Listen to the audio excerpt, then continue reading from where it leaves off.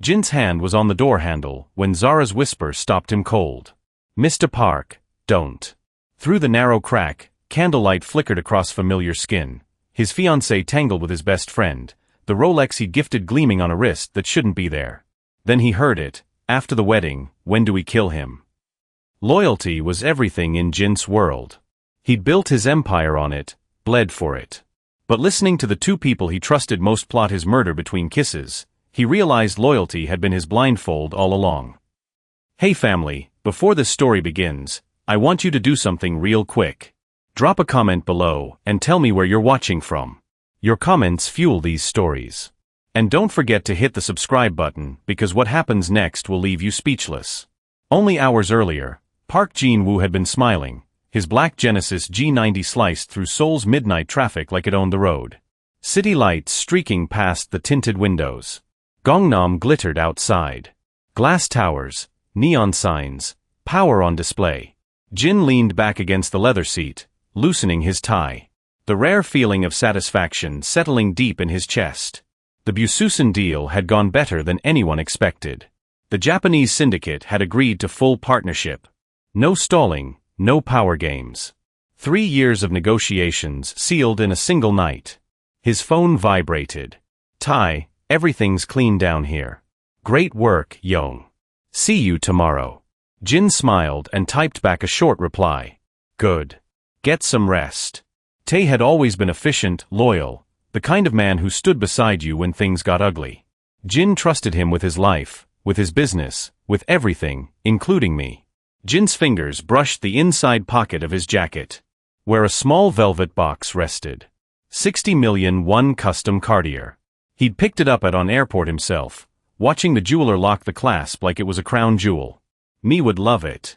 The wedding was a month away. Traditional Korean ceremony, her parents' condition. Western reception after his compromise. Her family had finally accepted him.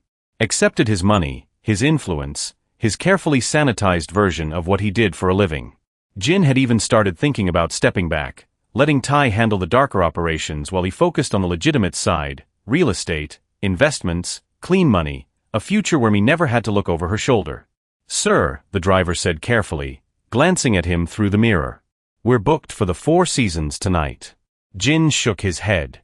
"Take me home." The driver hesitated. "It's late." "I know." Jin smiled faintly. "I want to surprise my fiancée." The Genesis turned smoothly toward the river. By the time they pulled up to the private entrance of his Gangnam penthouse, it was just past 11. "Need help with your bags?" the driver asked. "Gwen Chanha," Jin replied. "You can go." He rode the private elevator alone, checking his reflection in the mirrored walls, straightening his jacket, adjusting his watch. The Rolex on his wrist, matching the one he'd given Tai last month, a symbol of brotherhood. The doors opened silently onto the top floor. The lights inside the penthouse were dimmed. Soft music drifted through the air. Slow R&B. Mji's favorite. The scent of candles reached him as soon as he stepped inside. Jin smiled wider. She must have planned something. He slipped off his shoes quietly, careful not to announce himself, and took 2 steps down the hallway. That was when Zara appeared. She stood directly in front of him, blocking the path to the master bedroom. Zara had worked for him for 2 years, efficient, observant, always composed. In all that time, Jin had never once seen her look like this. Her face was pale. Her hands trembled at her sides. "Mr. Park," she whispered. "You're not supposed to be home." Jen frowned. "What?" She stepped closer, lowering her voice even more. "Please stay quiet." Her eyes weren't filled with fear for herself. They were filled with fear for him. "What's going on?" Jin asked, his voice instinctively dropping. His hand moved slightly toward his waistband. "Is someone here?" Zara swallowed hard. "Yes," his jaw tightened. "Me?" She didn't answer. Instead, she slowly raised her hand and pointed toward the bedroom. The door was slightly ajar. Jin could hear laughter now, soft, intimate. A woman's voice he knew better than his own heartbeat. Then a man spoke. Jin's blood ran cold. "Tay." Zara reached into the pocket of her apron and pulled out Jin's tablet. Her hands shook as she unlocked it. I didn't know how to tell you, she whispered. I didn't know who to trust. She turned the screen toward him. The live feed from his bedroom filled the display. His bed, his sheets, his fiancée, and his right-hand man. Jin felt something crack inside his chest.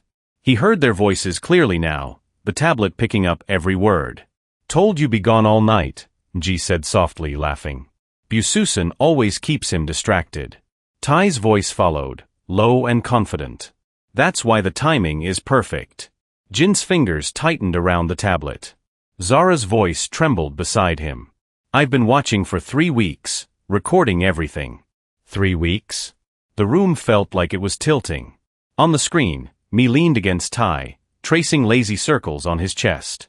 After the wedding, she said, everything changes. Yes, Tai replied. After the wedding, everything belongs to you. Jin's heart pounded so hard it hurt. Ji laughed. And when does he die? Tai didn't hesitate. Soon, it'll look like an accident. By the time anyone questions it, the will already be in place. Jin's vision blurred. The engagement ring on Mi's finger caught the candlelight, sparkling like a cruel joke. Zara reached out and touched Jin's arm gently. Sir, if you go in there now, his hand had already found the grip of his gun. She shook her head, tears slipping down her cheeks. Please don't. Jin stared at the screen at the two people destroying his life between whispered plans and careless kisses. And for the first time in his life, Park Jin-woo did the hardest thing he had ever done. He stayed quiet. Jin didn't move. The instinct to act screamed through every muscle in his body. Years of survival training, years of violence, years of solving problems with speed and force. His hand stayed on the gun, fingers curled, ready. But Zara was right. This moment was exactly what they wanted. If he burst through that door now, enraged and reckless, Tae would twist it. The planted evidence would surface. The whispers would spread. The organization would fracture.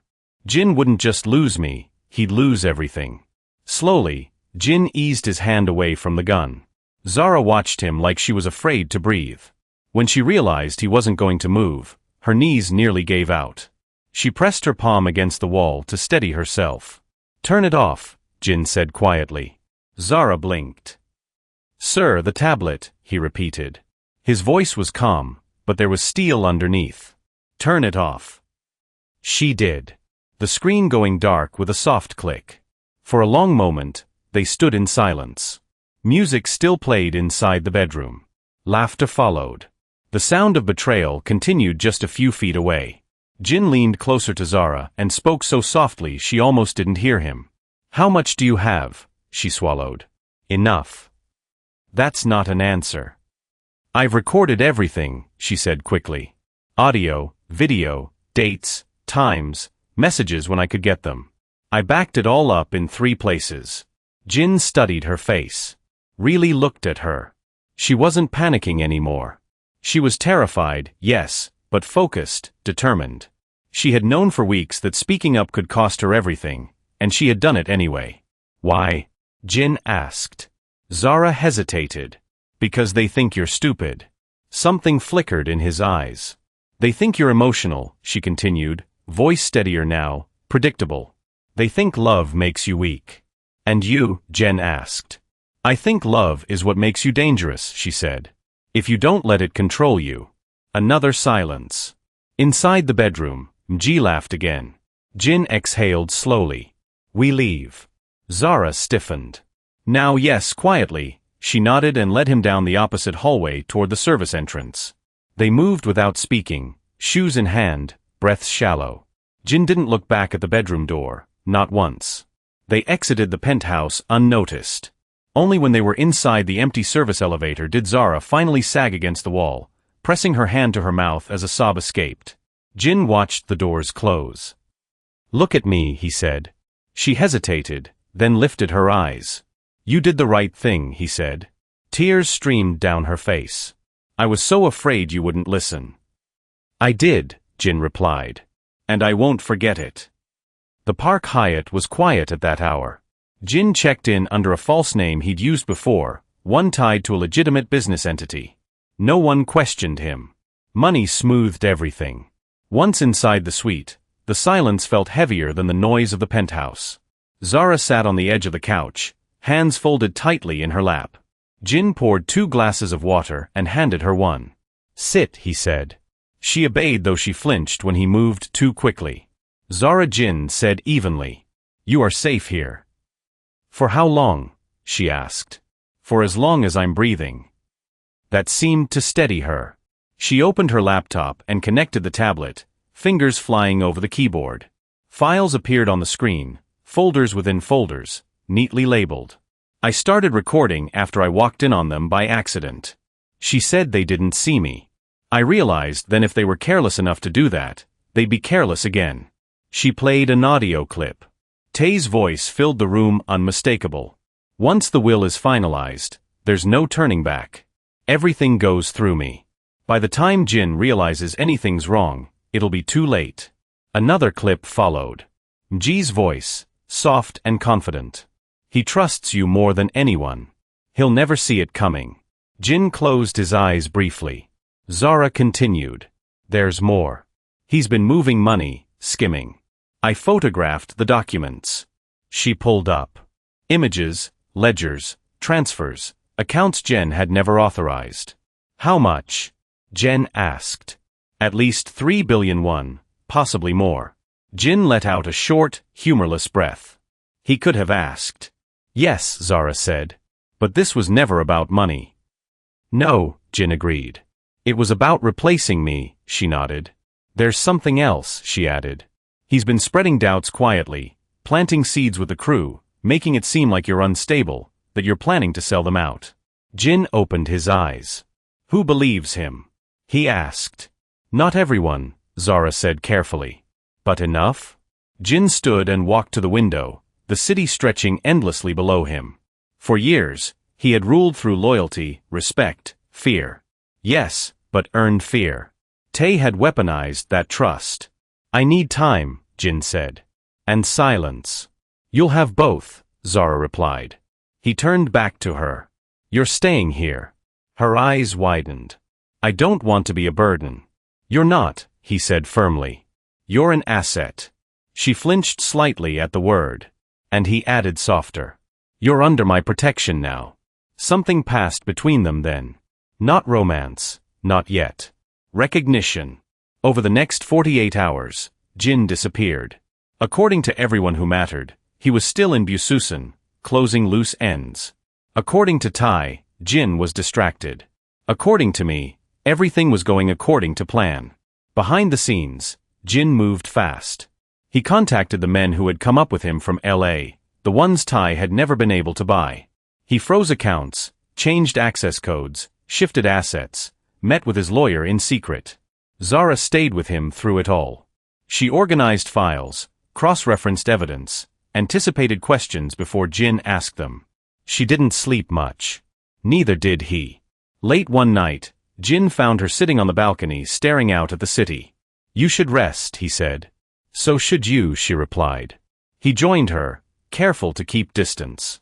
"I never wanted this," she said quietly. "To be this involved." "I know, but I won't walk away," she continued. "Not until it's finished." Jin studied her profile. The strength there, the resolve. "You're braver than you think," he said. Zara shook her head. "I'm just tired of watching good men lose to bad ones." Jin looked back out at Seoul. "So am I." And somewhere across the city, Tae smiled, unaware that the quiet woman he had ignored was the one dismantling him piece by piece. By the third day, Jin finally understood the true shape of the betrayal. It wasn't reckless. It wasn't impulsive. It was patient. Tae had studied him for years, learned his habits, learned his weaknesses, anticipated every emotional reaction Jin was known for, and built the trap around it. Love wasn't a complication in the plan. It was the plan. Jin stood in the hotel suite with his sleeves rolled up, eyes fixed on the evidence spread across the table. Documents, screenshots, audio timestamps. Zara moved beside him, calm and deliberate, pointing things out with quiet precision. "This transfer happened 2 weeks ago," she said, tapping the laptop screen. "Same offshore account he used last year, different shell company." "He thinks I never look," Jin said. "He thinks you trust him." Zara corrected gently. Jin didn't argue. His phone vibrated. Tae. Jin let it ring twice before answering. Hyung Tae said easily. Everything okay?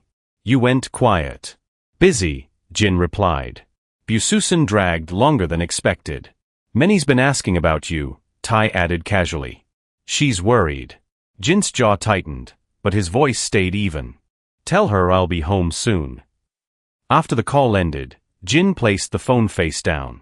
They're getting comfortable, he said. Zara nodded. That's when people make mistakes. Yes, Jin said. And that's when I move.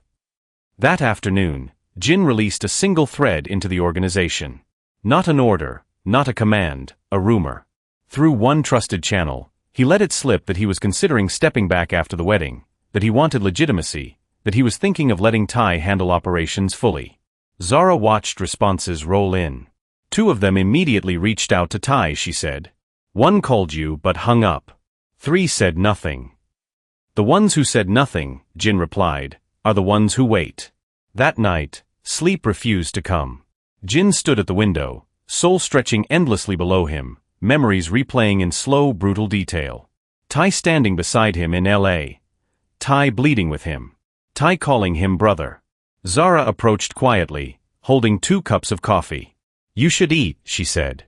So should you. She sat across from him. What made you start watching them? Jin asked. Me, Zara answered. She never relaxed. Real people slip. She never did. And Tae. He underestimated me. Zara said simply. Jin nodded once. You could still walk away. He said she met his eyes. And let them kill you. He had no answer. The next morning, Jin made his decision. He scheduled a meeting. Location, his private Norong and Gangnam. Time, Friday night. Attendance, inner circle only, including Tae. Zara read over the confirmations as they came in. He accepted immediately. Of course, Jin said. He thinks this ends tonight. Zara closed the laptop slowly.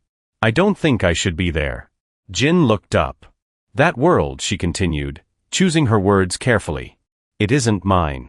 I've done what I can. I don't want to be in the middle of that. Jin stood and walked toward her.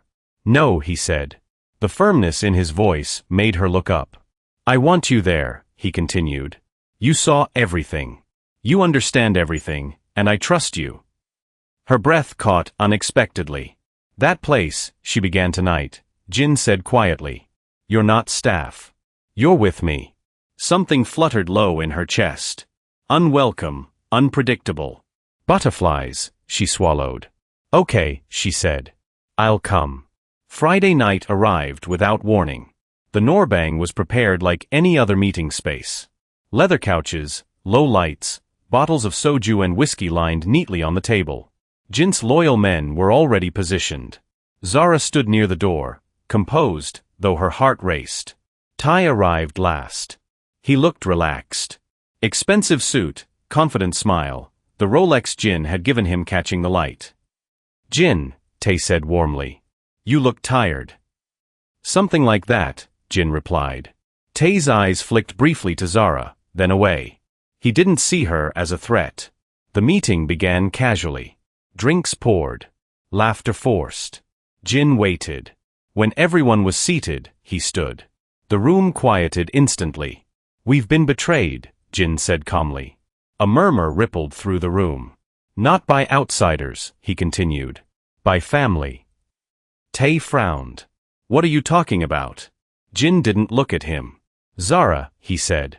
Her hands shook only slightly as she connected the tablet to the screen. The first recording played. Tae's voice filled the room. Misa's followed. Faces changed. Shock, anger, confusion. Tae stood abruptly.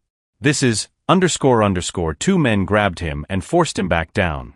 Jin walked toward him slowly. You planned my death, Jin said evenly. You planned to take my empire. Tae's composure cracked. You don't understand. I understand everything, Jin replied. He turned to the room. This man is a traitor. No one objected. Tae's eyes darted around the room, desperate. Jin reached into his jacket. The room went still. Zara's breath caught. Jin raised the gun. And music, this time he didn't stay quiet. The sound of the gunshot did not echo the way Zara expected it to. It was sharp, final, contained. Then silence rushed in to take its place. No one spoke. No one moved. Ta's body slumped forward slowly, the arrogance draining out of him as if it had never existed. The men who had restrained him released their grip and stepped back, eyes lowered. Even those who had expected this moment felt its weight settle heavy in their chests. Jin lowered the gun. His hand was steady. "This meeting is over," he said calmly. "Take care of this." No one asked how. Two men stepped forward immediately, lifting Tae's body without ceremony. Others stood, murmured acknowledgments, and filed out of the room one by one. No protests, no arguments. Loyalty had chosen its side. Zara remained by the door, frozen in place. Her ears rang, her heart thundered, but she didn't scream, didn't cry, didn't look away. Jin turned toward her. "Zara." His voice cut through the haze. She met his eyes. "Are you all right?" he asked. She nodded, though her knees felt weak. "Yes." He studied her face carefully as if searching for cracks. When he seemed satisfied, he nodded once. "Come," he said. "We're leaving." The drive back was quiet. Seoul moved past the windows as if nothing had changed. Traffic lights blinked. People laughed on sidewalks. Life continued, oblivious to the blood that had just been spilled behind closed doors. Jin leaned back in the seat, exhaustion settling into his bones now that the adrenaline was gone. Zara sat beside him, hands folded tightly in her lap, replaying the moment over and over in her mind. "You didn't have to bring me," she said finally. "Yes," Jin replied. "I did." She glanced at him. "I didn't do anything in there." "You did," he said evenly. "You stood." That surprised her. "You didn't hide," he continued. "You didn't look away. That matters." Her chest tightened. They pulled up at the hotel, the same quiet lobby, the same private elevator. Inside the suite, Jin set the gun down on the table with deliberate care. Zara's eyes flicked to it before she looked away. "You should rest," he said. "So should you," she replied automatically. A corner of his mouth lifted almost imperceptibly. Sleep didn't come easily. Zara found herself on the balcony again, the night air cool against her skin. The city lights shimmered below, distant and unreal. She hugged her arms around herself, breathing slowly, grounding herself. Footsteps sounded behind her. "I thought I'd find you here," Jin said. She turned. "I didn't mean to wake you." "You didn't," he replied. "I wasn't sleeping." They stood side by side, close enough to feel each other's presence, far enough to keep boundaries intact. "Didn't expect you to insist I come tonight," Zara said quietly. "I know. Part of me wanted to disappear," she admitted to pretend this wasn't happening. "And the other part?" Jin asked. She hesitated, then answered honestly. "The other part didn't want to be left behind." Jin nodded slowly. "Neither did I." That made her breath catch. "For a long time," he continued, "I thought strength meant carrying everything alone. Tonight proved me wrong." Zara turned to look at him fully. "You listened," she said. "That's not something men like you are known for." "I listen to people who matter," Jin replied. The words settled between them heavier than a confession. "Zara," he said after a moment. "You don't owe me anything." "I know," she said softly. "You could leave tomorrow," he continued. "I'd make sure you're safe. Comfortable, no strings." "And if I stay," she asked, "then you stay because you choose to," he said. "Not because you're afraid, not because you feel responsible." Her heart fluttered again. Those unwelcome butterflies returning stronger this time. "I don't make choices lightly," she said. "I know," Jin replied. "That's why I asked." Silence stretched between them, thick but not uncomfortable. "Good night, Jin," she said finally. "Good night," he replied. She walked back inside, acutely aware of his gaze following her until the door closed. Morning came quietly. Sunlight filtered through the curtains, soft and forgiving. Zara woke early, nerves humming beneath her calm exterior. When she stepped into the living area, Jin was already dressed, coffee in hand, phone pressed to his ear. Yes, he was saying. Handle it quietly. No leaks. He ended the call and turned to her. Breakfast? He asked. She nodded. Sure. They ate in companionable silence. After a while, Jin spoke. There will be changes. I assumed. Zara replied. I'll be restructuring things. He continued, removing anyone who hesitated last night. She looked up. And after? After, Jin said. I rebuild.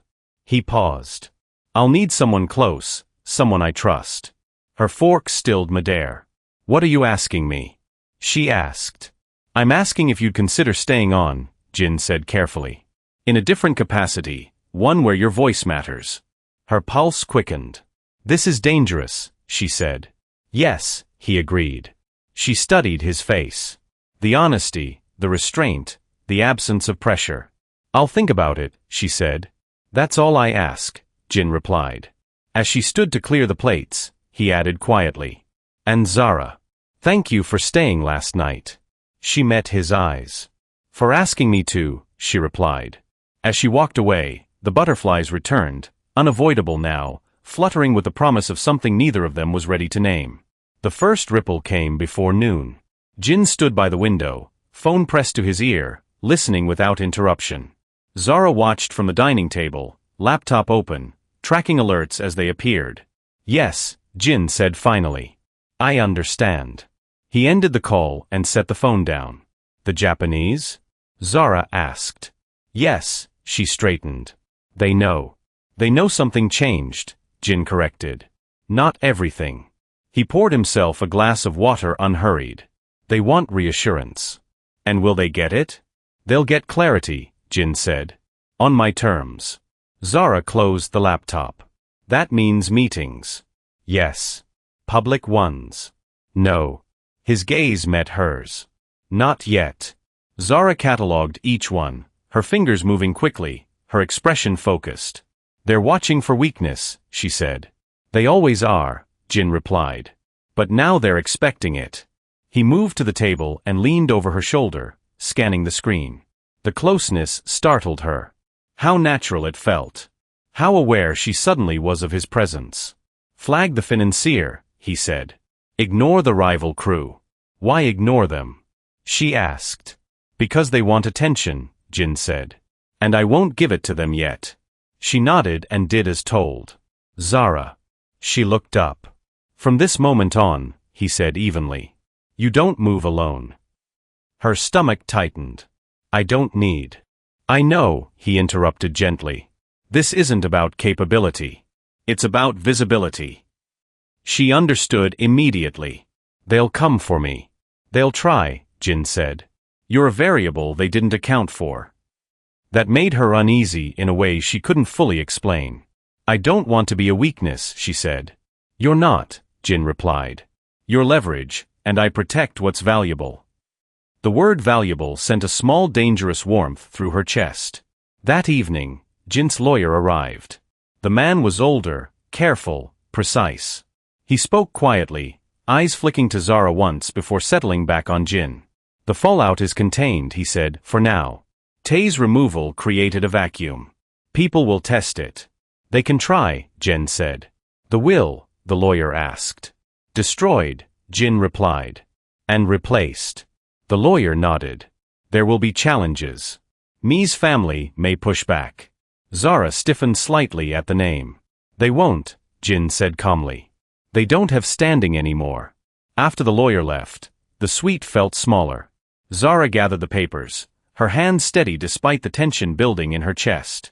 She was never real, she said quietly. Jin watched her for a moment. Neither was the future, I imagined. That honesty surprised her. You don't talk about it, she said. There's nothing left to say, Jin replied. Grief is private. She nodded, respecting the boundary. Later that night, Jin received an invitation. Private, discreet, neutral ground. A request from a group that had stayed silent during Tay's rise and fall. They want to see me, Jin said, reading the message. Zara looked up alone, he paused. They suggested it. And you won't, she said. No. She exhaled quietly. Good. He met her gaze. You don't like that idea. I don't like uncertainty, she replied. And I don't trust anyone who benefits from it. A faint smile crossed his face. You're learning my world quickly. I'm learning you, she corrected. The words lingered between them, heavier than intended. The next morning, Jin prepared to leave. Zara stood near the door, watching him adjust his jacket, every movement controlled. I'll be back tonight, he said. She nodded. I'll be here. Stay inside, he added. If anything feels wrong. I'll call you, she finished. I know. He hesitated, then reached into his pocket and handed her a phone. It's encrypted, he said. Only my number and one other. She looked at it. Who's the other? Me, he replied. In case I can't answer the first. Something twisted in her chest at the quiet concern behind the words. Be careful, she said. Jin paused, then nodded once. Always. After he left, the suite felt too quiet. Zara tried to work, but her focus drifted. She paced, checked the locks, watched the city below. An hour passed. Then her phone vibrated. Unknown number. Her heart jumped. She answered carefully. Hello. Silence. Then a voice. Male. Calm. Unfamiliar. You're important to him, the voice said. That makes you interesting. Zara's pulse spiked. Who is this? The line went dead. She stood frozen for a moment, then moved quickly. She locked the door, checked the windows. Cold Jin. He answered on the first ring. Are you okay? He asked immediately. Yes, she said, forcing calm. But someone just called. They know about me. Jin went very still on the other end. Did they threaten you? No, she said. They tested me. That's worse, Jin replied. I'm fine, she said. But I'm coming back, he said. No, she said quickly. That's what they want. Silence, then softly. You're right. I can handle this, she said. Just tell me what to do. Stay where you are, Jin said. Don't answer any more calls. I'll send someone. She nodded even though he couldn't see it. When the call ended, Zara sank onto the couch, heart racing. This was real now. She wasn't just adjacent to Jin's world. She was in it. And when Jin returned that night, his expression was darker than she'd ever seen it. They crossed a line, he said. Zara met his gaze. So did I. He studied her, something fierce and protective flickering in his eyes. You didn't ask for this, he said. No, she replied. But I'm not walking away. The air between them tightened. Zara, Jin said quietly. This path only gets more dangerous. She stepped closer, steady, despite the fear humming beneath her skin. Then don't walk it alone. For a moment, Jin looked like he might say something else, something that would change the shape of everything. Instead, he nodded once. All right, he said. We face it together. By nightfall, Jin had turned the city inside out. Not with noise, not with force, with silence. He changed routes, rotated drivers, shifted meeting locations at the last minute. Every move designed to flush out eyes that didn't belong. Zara stayed close, observing, cataloging, learning the rhythm of a world that never slept and never forgave mistakes. The call that had come earlier still lingered between them like a shadow. They wanted to see if you'd panic, Jin said as they rode through Gangnam. If you'd run. And if I did, Zara asked. They'd know you mattered, he replied. And that you could be used. She absorbed that quietly. So now? She asked. Now, Jin said. We give them nothing. They stopped at a discreet office overlooking the river, one of Jin's legitimate fronts. Glass walls, neutral decor, cameras everywhere. Inside, two men waited. Both were from Jin's original crew. Both had scars that told stories they didn't share anymore. This is Zara, Jin said. She's with me. No questions were asked. One of the men nodded. Understood. Jin turned to Zara. You'll stay here tonight. Her instinct was to argue. She stopped herself. Okay, she said. He searched her face. You don't like it? I don't like being sidelined, she admitted. But I understand the logic. A faint approval crossed his expression. I'll be back, he said. If anything feels off. I know, she said. I call. He hesitated, then leaned in slightly, lowering his voice. And Zara, if anyone asks who you are. I'm yours, she finished quietly. The word surprised both of them. Jin straightened slowly. Yes, he said. You are. He left without another word. Hours passed. Zara tried to work, but her focus kept slipping. She paced the office, checked the river below, replayed conversations in her mind. The men outside the door remained still, alert. Just after midnight, the lights flickered. Once, twice, then stabilized. Zara's breath caught. She didn't panic. She moved. She checked the door. Locked. The windows secure. Her phone signal steady. Then a message appeared. You learned quickly. Her pulse spiked. She didn't reply. Another message followed. Tell Jin we admire his restraint. Zara deleted the thread and immediately called Jin. He answered on the second ring. Where are you? He asked. Office. She said. They're testing again. Did they get close? Close enough to want me to know. A pause, then tightly. I'm on my way. No, she said quickly. Listen to me. If you come now, they'll know they can pull you. Silence stretched. Then Jin exhaled. You're right. I can handle this, she said. Just tell me what you need. I need you calm, he replied. And visible only to me. I can do that. I know, he said softly. The next morning brought consequences. News broke quietly. Nothing explicit, just murmurs in the right circles. Ty's absence had been noticed. Mi's family withdrew from public view. A financier who had hesitated the day before suddenly requested a meeting. Jin stood at the window of the penthouse watching the river. Zara joined him, handing over a tablet. They're repositioning, she said. Pulling back where they can, probing where they think you're weakest. And where is that? Jen asked. She hesitated. Me? He turned to her. That's not weakness, he said. That's clarity. She met his gaze. Then we need to make it obvious. I'm not leverage. How? He asked. She took a breath. You stop hiding me. Jin considered that. That paints a target. It also removes ambiguity, she replied. They won't waste time guessing. A long pause. You're asking to step fully into this, he said. I already have, she replied. I just want to do it on my feet. Something shifted in his eyes. Respect, tempered by concern. All right, he said. We do it together. That evening, Jin hosted a small dinner. Not flashy, not secret, just visible enough. Zara sat beside him, composed, aware of every glance sent her way. Jin introduced her simply. This is Zara, he said. She's with me. No explanation, no qualifiers. The message landed. Afterward, as they rode back in silence, Zara let out a slow breath. That was intense, she admitted. You handled it, Jin said. She glanced at him. You didn't correct anyone. About what? When they assumed, she stopped herself. Jin's voice was quiet. I don't correct things that aren't wrong. Her heart stuttered.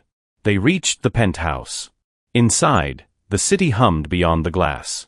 Zara, Jin said, stopping near the window. There's something you should know. She turned to face him. I don't protect people lightly, he continued. When I do, it's because I've decided they matter. Her throat tightened. I know. And if this becomes too much, I'll tell you, she said, but not yet.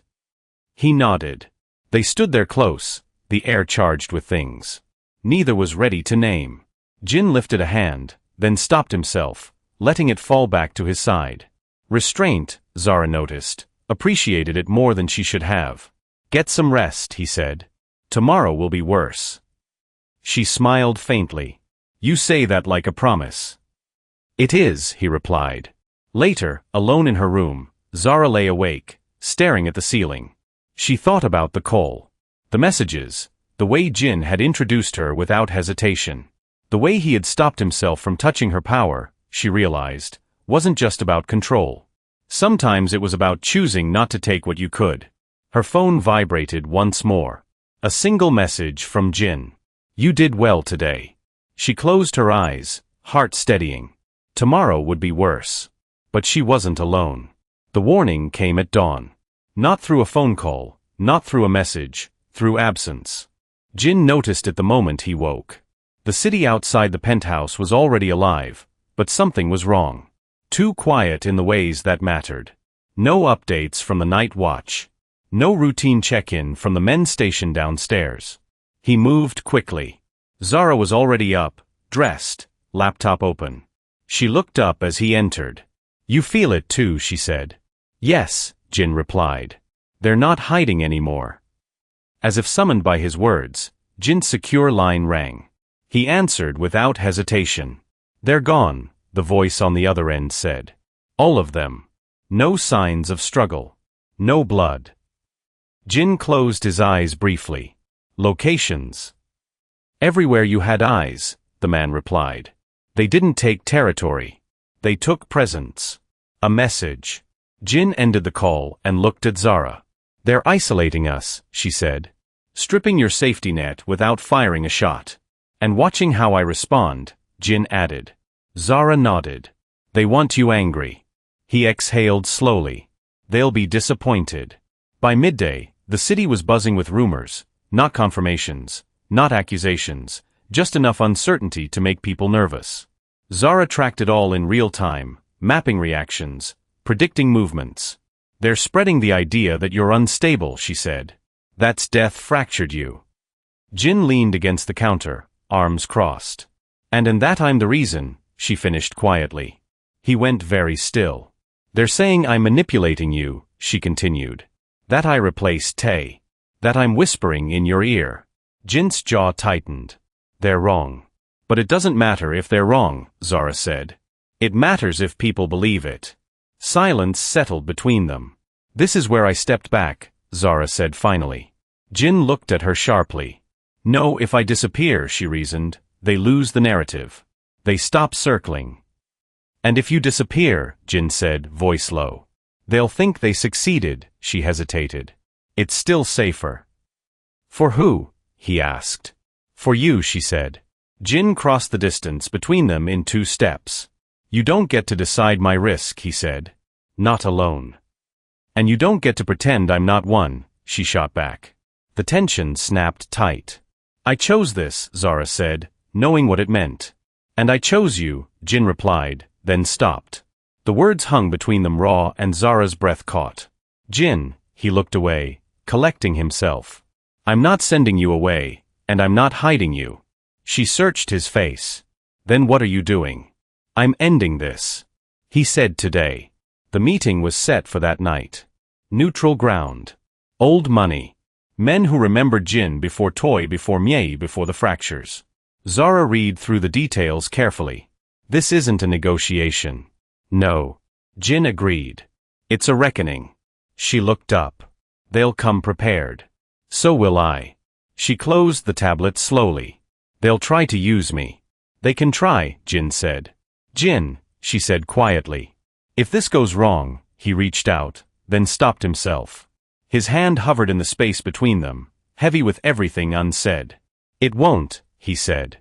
Not a promise, a decision. They arrived separately. Zara entered first, composed, head high. Eyes followed her, curious, calculating. She felt them, but she didn't shrink. Jin entered minutes later. The room shifted. Men straightened. Conversations died. Jin took his seat at the center of the table. Zara standing just behind him. Not hidden, not showcased, present. One of the older men spoke. You've made things complicated. Only for people who thrive on confusion, Jin replied calmly. Another leaned forward. Tae was popular. Tae was a traitor, Jin said. And he's gone. A murmur followed. And the woman? Someone asked, eyes flicking to Zara. Jin didn't hesitate. She's with me. Zara felt the weight of the words settle into her bones. She's become a liability, the man continued. Jin smiled faintly. No, she's become inconvenient. A few chuckles rippled through the room. Enough, Jin said. You called this meeting because you want stability. And you're offering it? Someone asked skeptically.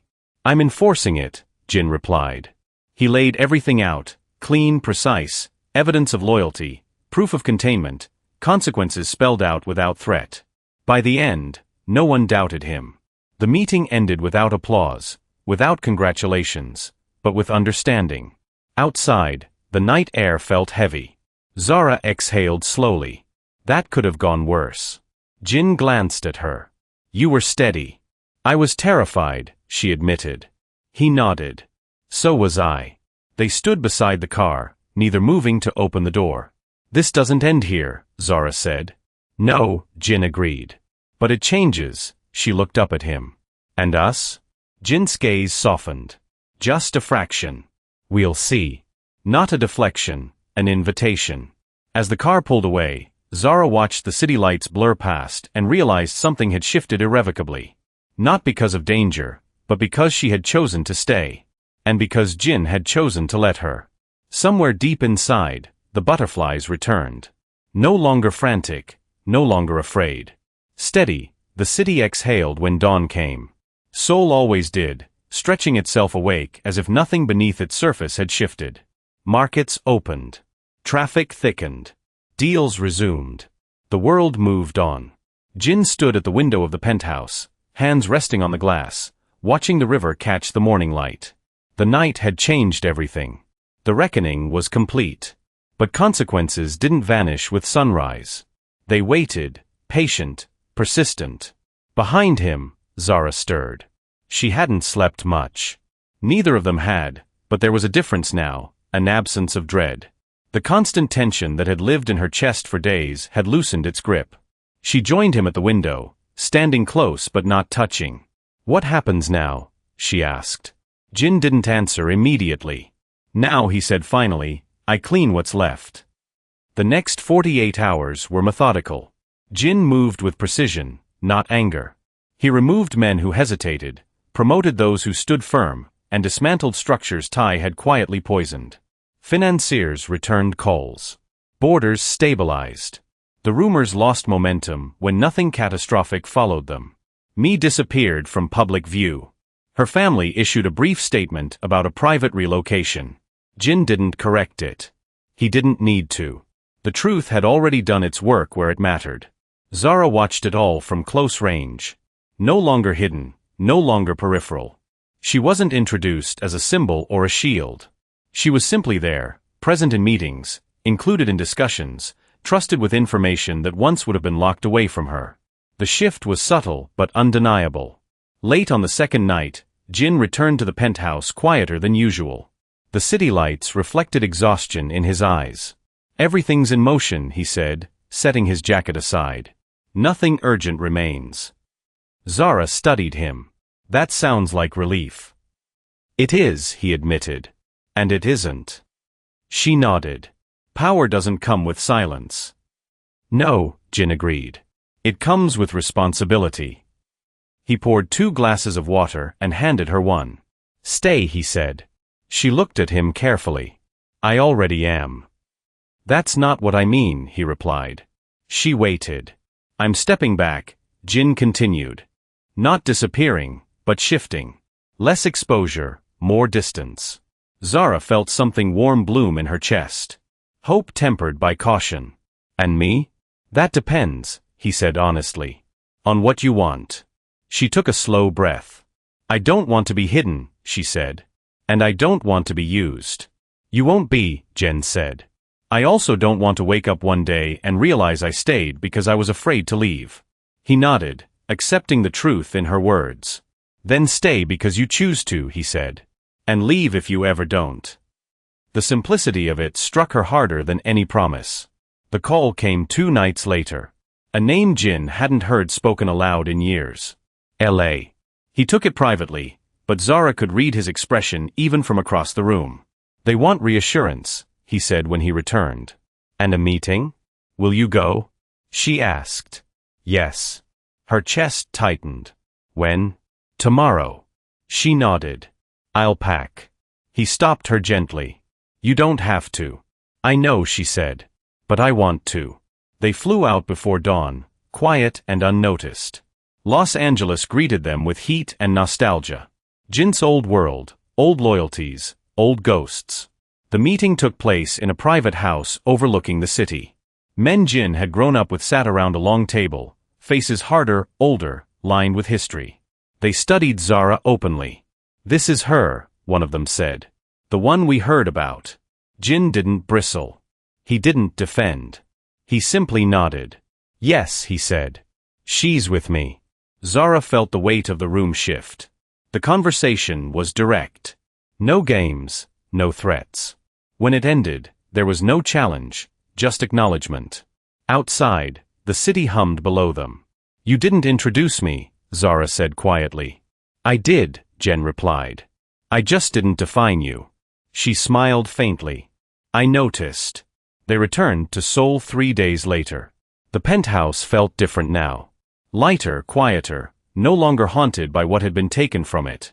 Zara walked through the space, touching nothing, simply absorbing the calm. Jin watched her. "You're leaving," he said.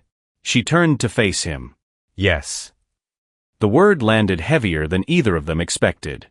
"For how long?" he asked. "I don't know," she replied honestly. "I need to be sure of myself. Of what I want." "And what do you want?" Jin asked. She held his gaze, "Not to be afraid of wanting you." The air between them thickened. Jin stepped closer, not touching, still respecting the space they'd both guarded. "I won't stop you," he said. "But I won't pretend I don't want you here." Zara's heart pounded. "This isn't easy." "No," Jin agreed. "But it's honest." She exhaled slowly. "Then let's be honest." She reached out first. Her fingers brushed his wrist, tentative, grounding. Jin stilled, giving her time to pull away. She didn't. When he finally lifted his hand, it was careful, reverent. He cupped her cheek gently, as if the moment itself might shatter it if he rushed it. Their foreheads touched. No rush, no urgency, just certainty. When they kissed, it wasn't desperate. It was measured, deliberate, full of everything they hadn't said out loud. It tasted like choice, like relief. When they pulled apart, Zara rested her forehead against his chest, breathing him in. "I'm not staying because you asked," she said softly. "I know," Jin replied. "I'm staying because I choose you." He closed his eyes briefly, emotion flickering across his face before he mastered it. "That," he said quietly, "is everything." Weeks passed. The city settled. The ripples smoothed. Jin's world continued. Leaner, sharper, more controlled. Zara took on a formal role, one that matched her mind and her instincts. She wasn't hidden. She wasn't exposed. She was respected.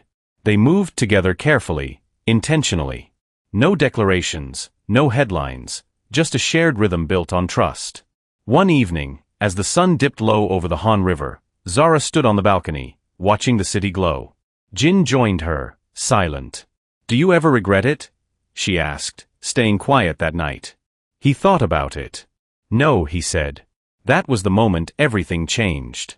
"For the better," she pressed. "Yes," he said without hesitation. "Because it forced me to choose control over impulse, truth over comfort." She nodded. "It saved you. It saved us." Jin corrected. They stood there together, the city breathing below them. Some lessons come quietly, not with explosions, not with screams, but with restraint. That night in the hallway, the night Jin stayed quiet, proved that strength isn't always about what you do in the moment. Sometimes it's about what you don't do. About choosing patience when anger feels justified. About listening when pride demands action. And about recognizing the people who stand beside you when it would be safer to walk away. Because loyalty isn't proven by bloodshed. It's proven by restraint. Now, I want to ask you something. If you were in Jin's place, would you have stayed quiet long enough to win? Or would you have let emotion cost you everything? Drop your thoughts in the comments. I read every single one. And if this story kept you glued till the end, don't forget to like and subscribe for more Alexa stories. Your support keeps these stories alive. Until next time.